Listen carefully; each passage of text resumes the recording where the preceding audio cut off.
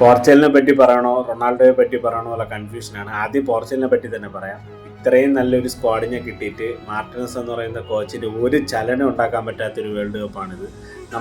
നമ്മൾ ഞെട്ടിയിരിക്കുകയാണ്. ശരിക്കും euro cup ജേതാക്കളാണ്. എന്തൊക്കെയോ പ്രതീക്ഷ വന്ന പോർച്ചുഗൽ ഫാൻസിന് അതിൻ്റെ 4/1 പോലും കൊടുക്കാൻ പറ്റാതെ പോയ ഒരു ടീമായിട്ടാണ് 2026 പോർച്ചുഗൽ മാറിയിരിക്കുന്നത്.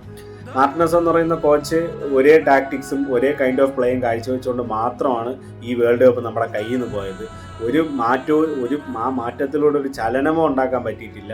ഇത്രയും വേൾഡ് ക്ലാസ് മിഡ്ഫീൽഡേഴ്സ് ഉണ്ടായിട്ട് പോലും ഒരിക്കലും അവരുടെ കുറ്റമായിട്ട് പറയുന്നില്ല. ഒരുപക്ഷെ അറിയില്ല എന്താണ് പ്രശ്നം എന്നുള്ളത്. ഇനി നമുക്ക് റൊണാൾഡോയെ പറ്റി പറയാം. കളിച്ച 6 വേൾഡ് കപ്പിലും ഗോളടിക്കുന്ന ഏക താരമായിട്ട് മാറിയിരിക്കുകയാണ്. ഒരുപാട് സ്നേഹവും ആദരവും ഈ മനുഷ്യൻ്റെ അടുത്ത് നമുക്കുണ്ട്. കാരണം ജീവിതത്തിൻ്റെ പകുതിയോളം ഫുട്ബോളിന് വേണ്ടി മാറ്റിവെച്ച ആളാണ്. ഫുട്ബോൾ എന്ന സ്പോർട്ട് ഉള്ളിടത്തോളം കാലം ഞാൻ പറഞ്ഞതുപോലെ ബഹുമാനവും സ്നേഹവും ആദരവും എന്നും റൊണാൾഡോയ്ക്ക് കാണും. എല്ലാ മനുഷ്യരുടെ മനസ്സിലും കാണും. ഞാനൊരു റൊണാൾഡോ ഫാനാണ്. അതുകൊണ്ട് lots of love and lots of respect to Ronaldo and Portugal.